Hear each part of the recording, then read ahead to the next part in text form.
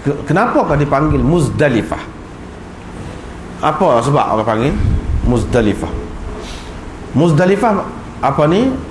Sebab dinamakan begitu sebab orang-orang yang buat akikah haji ni cuba mendekatinya, menghampirinya.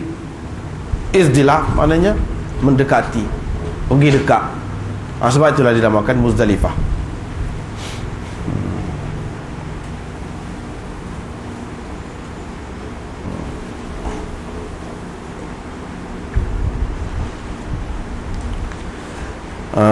Dia sampai di Muzdalifah, dia bersemayam maghrib dan isyak dengan satu azan dan dua iqamat, dan tidak semayang apa-apa di antara dua semayang itu. Di sini, sampai di sini ada beberapa masalah pula, beberapa pengajaran pula kepada kita, iaitu di antaranya yang pertama, sunnah bagi orang yang berangkat daripada Arafat, dia mentakhirkan semayang maghrib hingga masuk waktu isyak. Itu sunnah, mengikut sunnah. Dan takhir ini dengan niat jamak. Kemudian jamak lah di Muzdalifah itu dalam waktu isyak. Ini adalah satu perkara yang diijma', disepakati oleh ulama. Semua terima lagu tu. Tak ada khilaf dalam masalah Nabi SAW buat akikah haji ni. Bila dia sampai ke Muzdalifah, dia tak terus semayang, tetapi dia jamak semayang maghrib dengan isyak tu dalam waktu isyak. Semua sepakat, tak ada khilaf. Cumanya khilaf tentang sebab jamak tu saja. Dari segi buat semayang maghrib tu dalam waktu isyak, memang waktu terima belaka. Yang ni jamak hakiki, jamak sebenar orang panggil. Jamak sebenar ni jamak satu semayang dalam waktu semayang yang lain. Macam di sini semayang maghrib dalam waktu isyak, itu orang panggil jamak hakiki. Jamak hakiki di sini semua terima. Imam Abu Hanifah yang tak terima pada ketika lain, pada ketika musafir biasa ni pun, di sini dia terima jamak hakiki. Adapun pada ketika lain dia hanya terima jamak suri, seperti yang kita sudah sebut dah sebelum pada ni. Cuma yang khilafnya kepada dia, mazhab Abu Hanifah dan segolongan ulama, termasuk ada beberapa segelintir ulama dalam mazhab Syafi'i sendiri, mengatakan sebab jamak semayang di sini ialah nusuk kerana ibadah haji, kerana buat ibadat haji tu sini. Sebab tu ya jamak. Sebab tu ya jamak. Bukan kerana musafir, tidak. Bagi mereka, berdasarkan apa ni sebab bagi jamak yang mereka terima tu, mereka mengatakan penduduk Mekah sendiri, penduduk Muzdalifah sendiri, penduduk Mina dan lain-lain, hak duduk dekat sekitar tu pun hak tak sampai dua marhalah lah. Kalau kira orang musafir, tak boleh lagi mengikut mazhab Syafi'i, tak boleh lagi nak jamak, pasal tak sampai lagi jarak dia tu, jarak yang membolehkan jamak ataupun qasar itu. Walaupun begitu, mereka ini boleh jamak. Mengikut mazhab Hanafinya boleh jamak, walaupun mereka ini tidak musafir. Ini mengikut mazhab Hanafi dan segolongan ulama yang sependapat dengannya. Tetapi mengikut pendapat yang betul dalam mazhab Syafi'i, qaul sahih dalam mazhab Syafi'i, sebab jamak di sini ialah kerana musafir. Dia kata gitu, sebab musafir.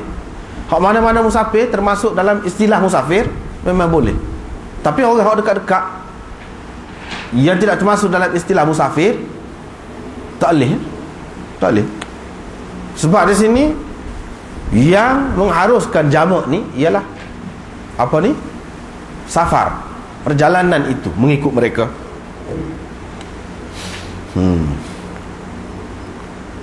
Hanya orang yang macam Nabi SAW mari daripada Madinah, sahabat-sahabat dia itu jauh tu, memang boleh dah nak jamak, nak qasar apa, boleh. Tetapi ada juga satu pendapat Imam Syafi'i, tetapi qaul ini qaul dhaif.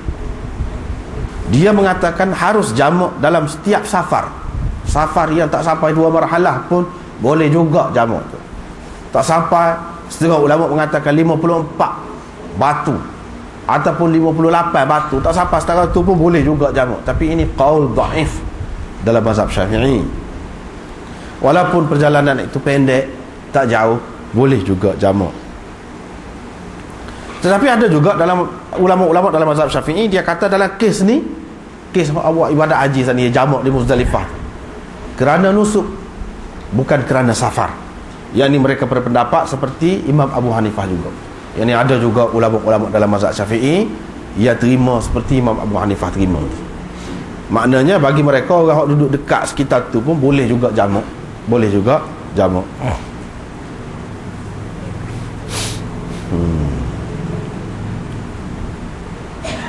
Baiklah, masalah.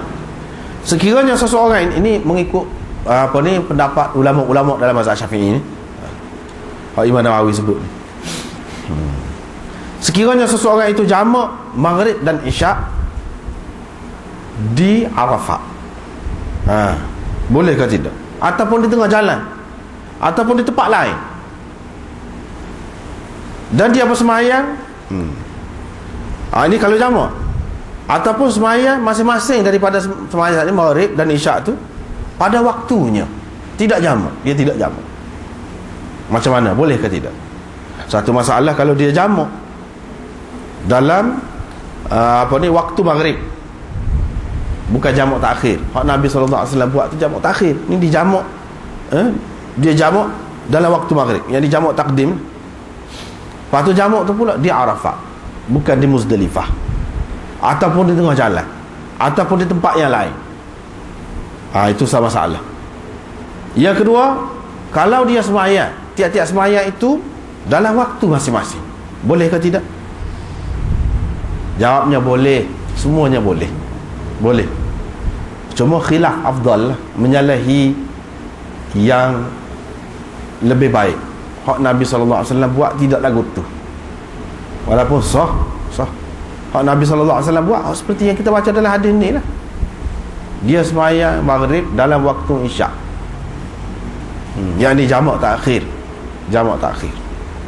Dan dia bersemayang itu di Muzdalifah, bukan tengah jalan, bukan di Arafat, bukan di lain.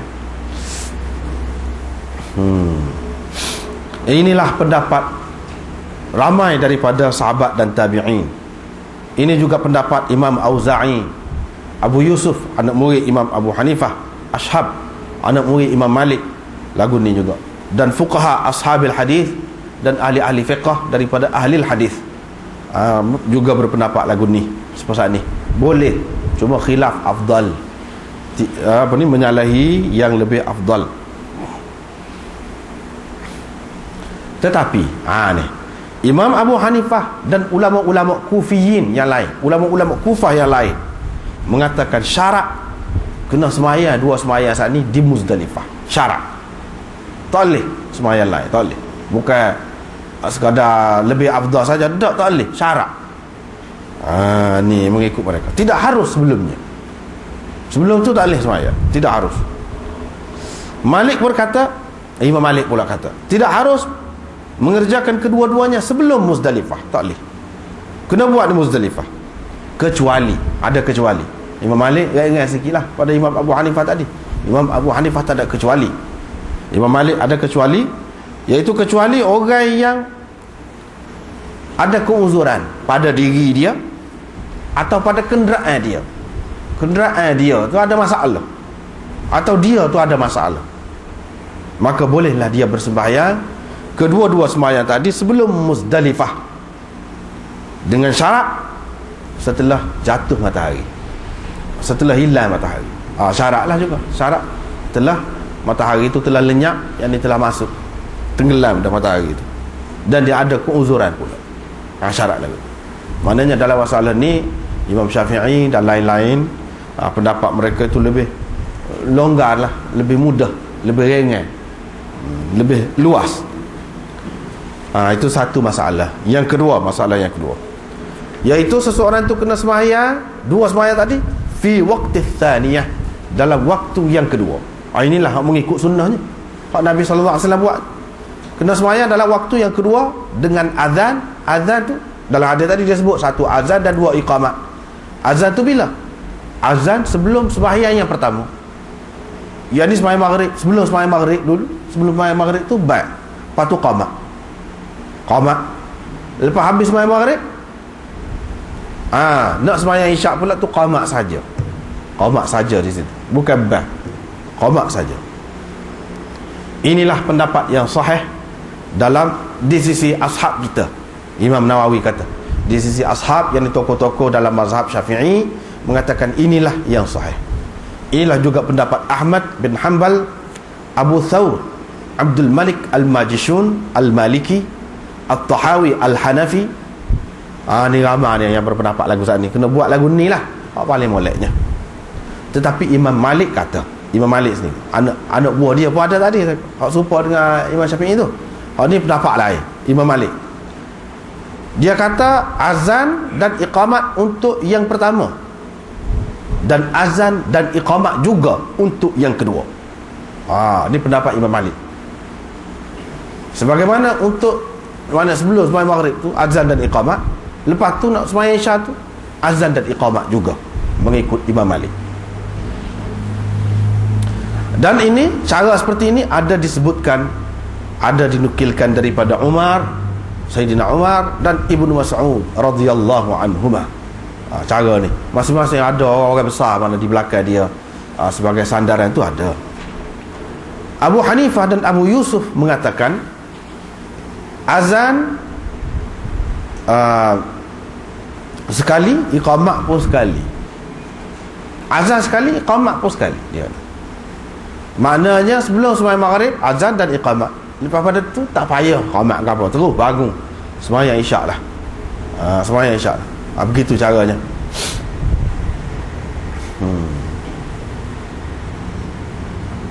Ada juga pendapat Syafi'i, sebab Imam Syafi'i ini kadang-kadang dalam satu masalah tu ada beberapa pendapat dia. Beberapa pendapat dia. Dan ini tak jadi masalah. Dia bukan sebuah pendapat lain. Tak apa hak ni. Tak apa. Kalau pendapat lain apa ni, kita kata dulu dia pendapat begini, lepas tu pendapat lagu lain pula. Boleh jadi dia anggap tak betul ke pendapat dia hak dulu. Tak timbul masalah tu dalam masalah ijtihad ni. Sebab apa? Sebab setiap orang nak berijtihad tu, dia nak keluar pendapat dia tu, mesti dia ada dalil dah. Kemudian kalau dia tinggal hak tu, dia pakai hak lain pun dengan dalil yang lain, tapi pendapat dia hak dulu ada dalil juga, bukan ikut fikiran dia saja. Sebab itulah dalam kitab Qawaid Fiqh, Qawaid Fiqh, kaedah fiqh, dia kata al-ijtihad la yanqudu bil ijtihad. Ijtihad tidak roboh dengan ijtihad. Jadi seorang ulama mujtahid, dia mengeluarkan satu pendapat dulu, lepas tu dia pendapat lagu lain pula. Hak dulu tak roboh, tidak sia-sia dah. Kalau orang nak pakai pun boleh. Sebab apa? Bukan kerana pendapat dia berubah pendapat, tak timbul masalah tu. Kerana hak dulu pun dia ada dalil. Dalil ni mana dalil Quran dengan sunnah, amalan sahabat ke apa, itulah dalilnya. Cuma dia berasa kemudian ini ada hak ni lebih kuat bagi dia. Boleh jadi hak dia, pendapat dia dulu tu orang lain masih duk anggap kuat lagi. Imam lain masih duk anggap kuat lagi, duk pegang dalil supaya dengan hak dia pegang dulu. Sebab itu dia tidak roboh. Berbeza dengan pendapat biasa ni, kecuali lah kalau dia tinggal terus pendapat itu, ada dinukilkan daripada dia kata tak betul, dia tarik balik pendapat dia. Kecuali lagu tu. Kalau tidak lagu tu semata-mata ini satu pendapat Syafi'i, satu pendapat dia yang lain, dalam satu pendapat dia yang lain, dalam satu pendapat dia yang lain, tak apa, ada banyak tu, tak jadi masalah. Sebab apa? Apabila saja kita kata ijtihad, dia mesti ada sandaran dia tu dalil. Dia mesti. Kalau tidak, tak nama ijtihad. Tak nama ijtihad.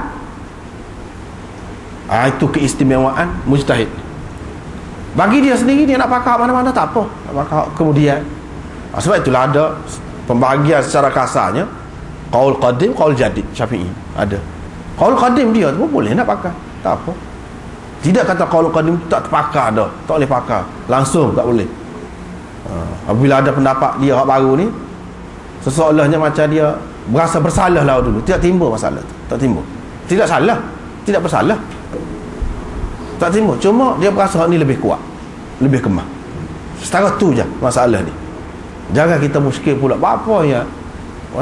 Pendapat imam-imam ni kadang-kadang banyak dah, hak mana so ni, hak dia anggap betulnya, hak dia anggap betul. Sebenarnya tak tahu, hak kemudian tu pun tak tahu lagi hak betul sebenarnya di sisi Allah. Ijtihad, hasil ijtihad dia tak tahu. Cuma dia berasa berdasarkan kajian dia, hak ni lebih kemas.